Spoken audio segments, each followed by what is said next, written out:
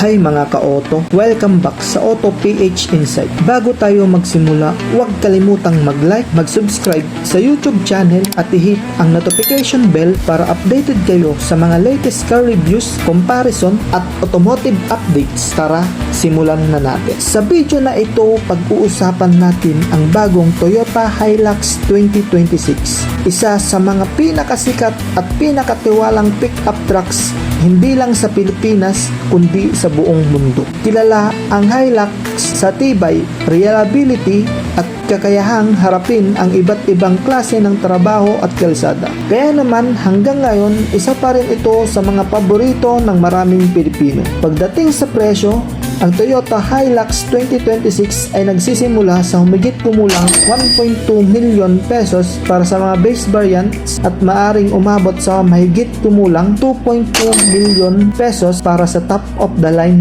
GR Sport variant. Sa ilalim ng hood, gumagamit ito ng 2.8 liter turbo diesel engine na kayang maglabas ng humigit kumulang 224 horsepower at 550 Newton meters of torque. Sa mga high-end variant, malakas ang hatak nito lalo na kapag may karga o ginagamit sa long distance travel. Pagdating sa fuel consumption, maaari kang umasa ng humigit kumulang 10 hanggang 12 km sa city driving at 14 hanggang 18 km sa highway, depende sa driving style at kondisyon ng kalsada. Sa exterior, mas agresibo at mas sporty ang itsura ng bagong Hilux, lalo na ang GR Sport variant. Kitang-kita ang matapang nitong grille, LED headlights at mas premium na disenyo. Sa loob naman, mas moderno na ang cabin.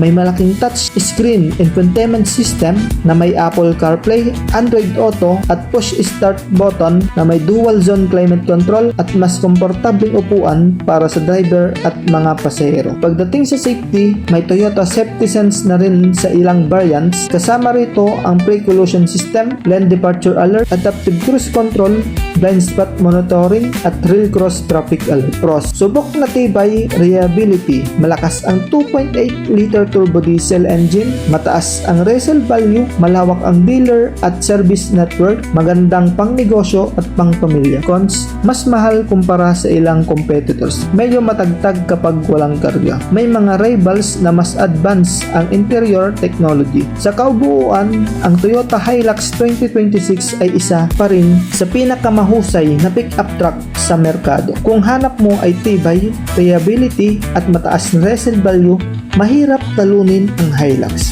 Ngayon, kayo naman ang magsabi, Toyota Hilux, Ford Ranger, Mitsubishi Triton o Isuzu D-Max. Ano ang pipiliin nyo at bakit?